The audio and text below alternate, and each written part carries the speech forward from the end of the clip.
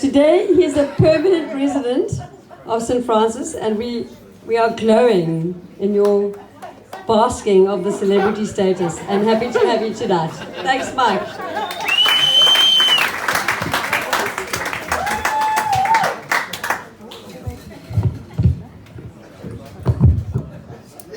Hello.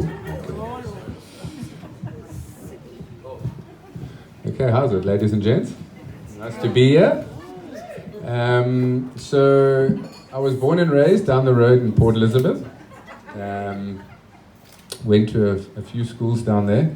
Started in Theodore Herzl, and then Grey, then St. Andrews, then Hill College.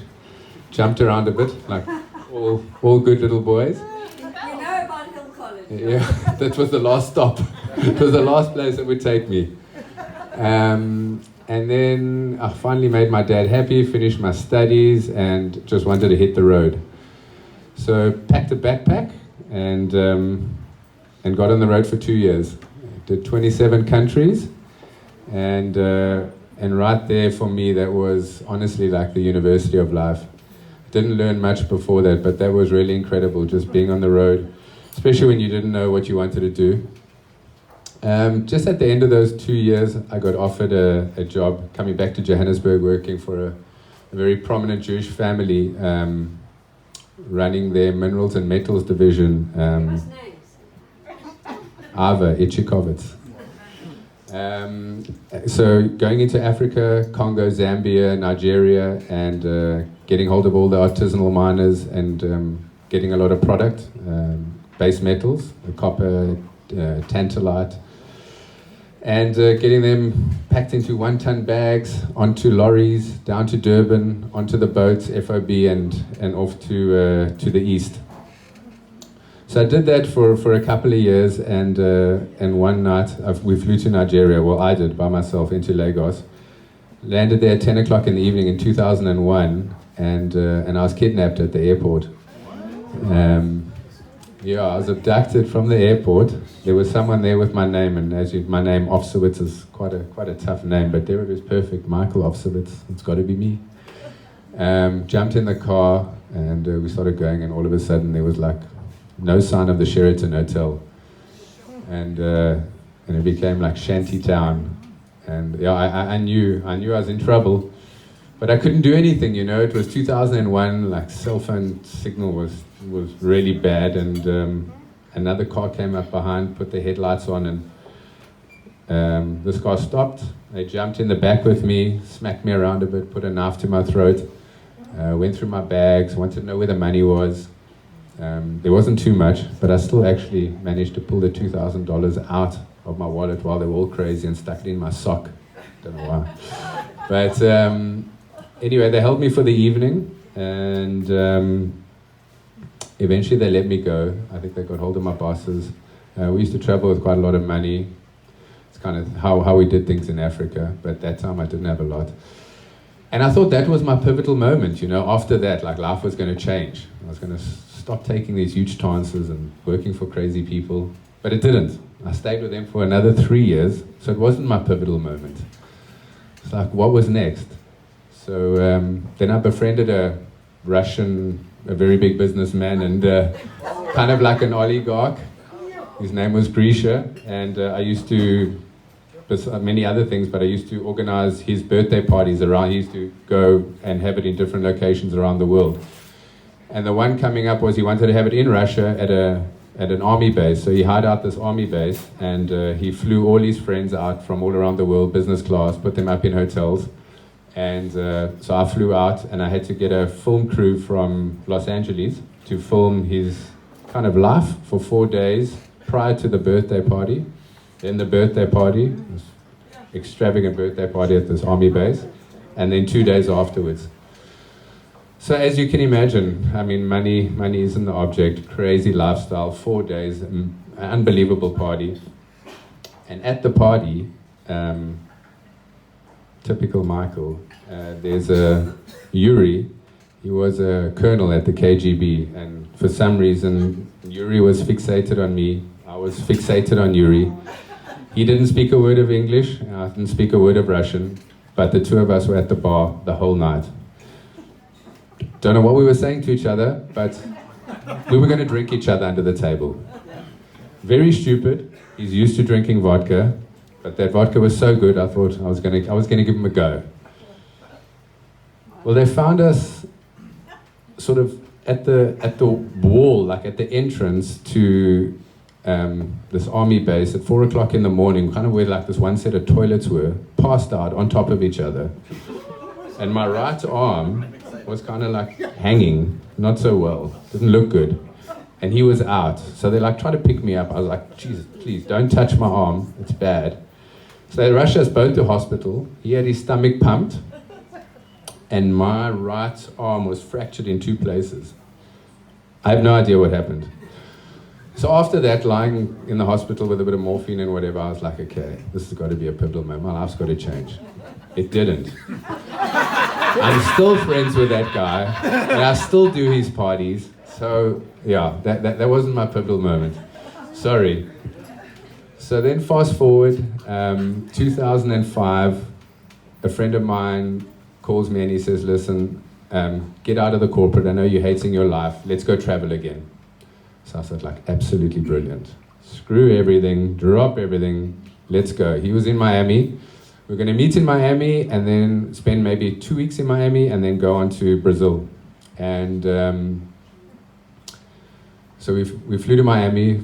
I'm not going to get into it, but we had to stay there for 11 months. Not me, for my friend.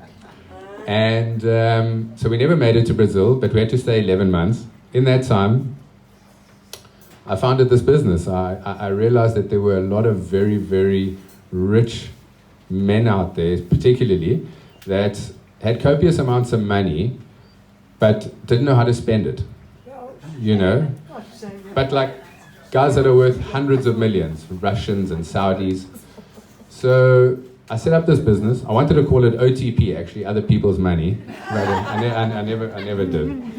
So my late mother's name was Ivana Martini, her middle name. So I went out, you know, in her honor. She's passed now. I called it VIP Martini, and yeah, we basically micromanaged these very, very wealthy individuals' lives around the world. So we did everything from yachts, jets, clubs, villas, limos, helicopters, everything. Micromanaged their lives like a glorified PA. This is what I did. Yeah, thank you. But most of them didn't speak English, Saudis, Brazilians, the Russians, so they wanted me to travel with them everywhere. So you can set up like a perfect holiday, you know, you can get that limo waiting or whatever car, Phantom Rolls Royce, and then their plane, and when it lands, another cars.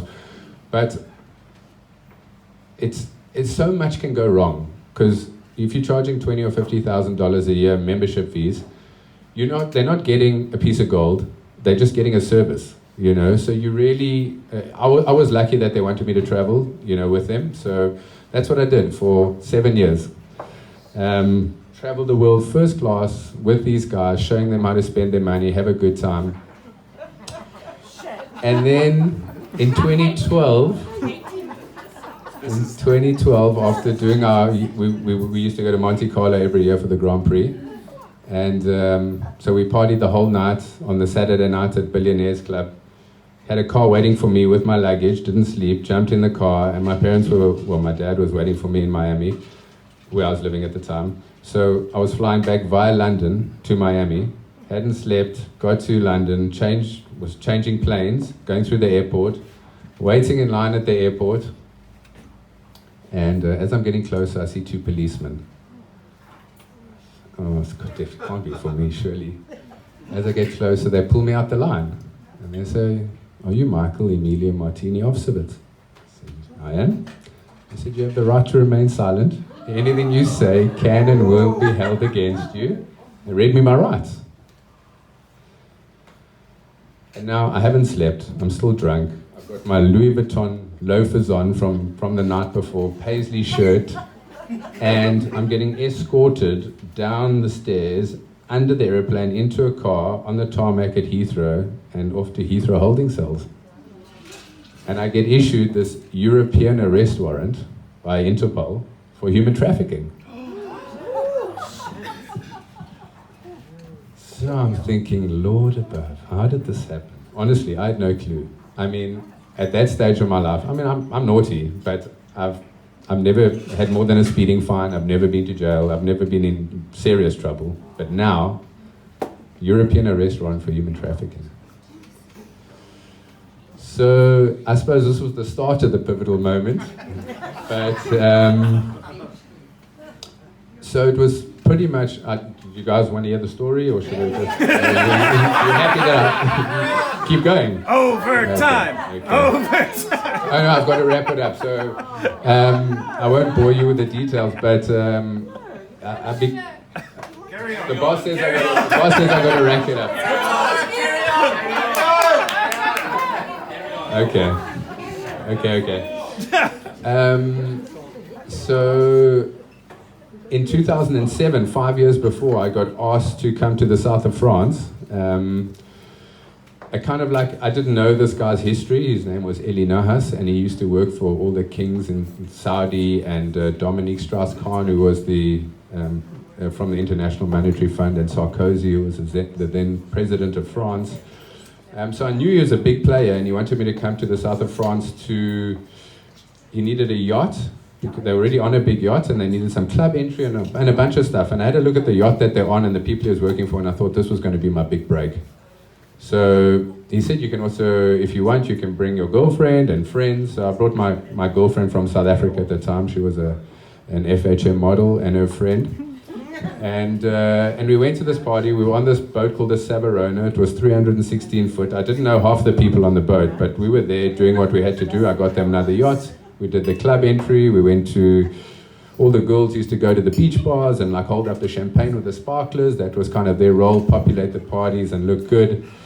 And that was that. The party ended, everything, the week in Saint-Tropez was great, and we went back on with our lives. And apparently, unfortunately, on that boat was Gaddafi's son. That was when he was still alive in 2007, unbeknownst to me.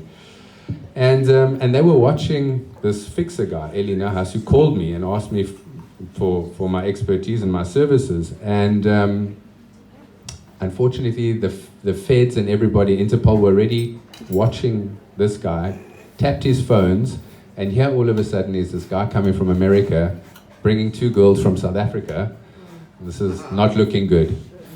So it was like guilty by association, but they actually they arrested him at the time and let him go because they realized who he was working for. But the case was still open. So from 2007 to 2012, they waited. Sarkozy goes out of power, Gaddafi dies, but the case is still open. Now they just need to close the case. So they just stick out European arrest warrants for anyone else that was around, and I was one of them.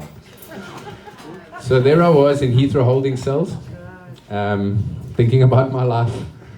Got in front of a judge, and the judge said, listen, you need to be extradited to France. You've been arrested on a European arrest warrant. You need to get extradited to France and go and face your charges there from 2007. So, of course, I'm petrified. Get the best lawyers, call my dad, call my uncle, say to the judge, listen, I'm Jewish. This court case is going to be in Marseille. Who knows what could happen? I could die, this and that. I just needed to buy some time to understand what was going on. So the judge says, okay, you've got 6 days. You can go out, but we're going to put an ankle bracelet on your leg.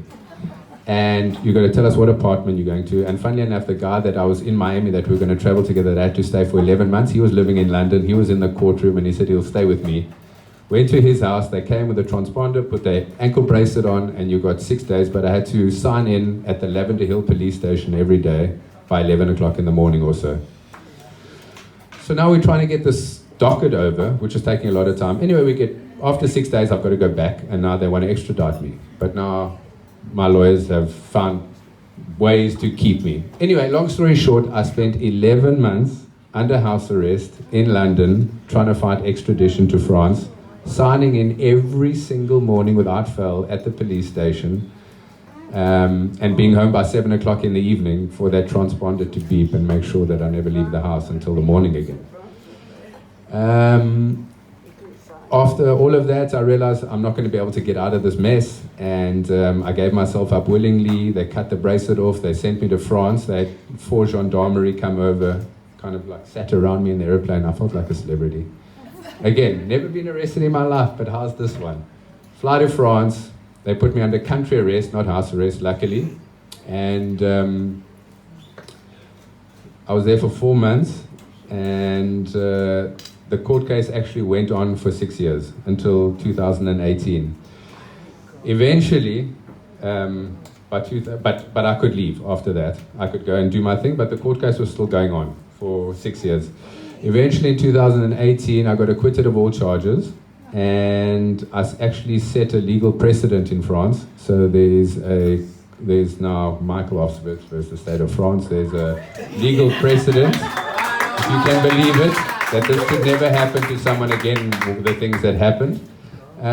But over that time I became quite spiritual, and I guess the feel-good story is it led me here today to St. Francis, and I'm very, I want to share with you guys how blessed and grateful I am now to find all the goodness in the small things, finally again in life. I thought my life was just going like, pew, like this, yachts and jets. I'm a small-town boy from PE. To have that, I don't know where I could have ended up, but just so blessed to be in this awesome town, and to be around awesome people, and to find the goodness in the small things. So thanks a lot.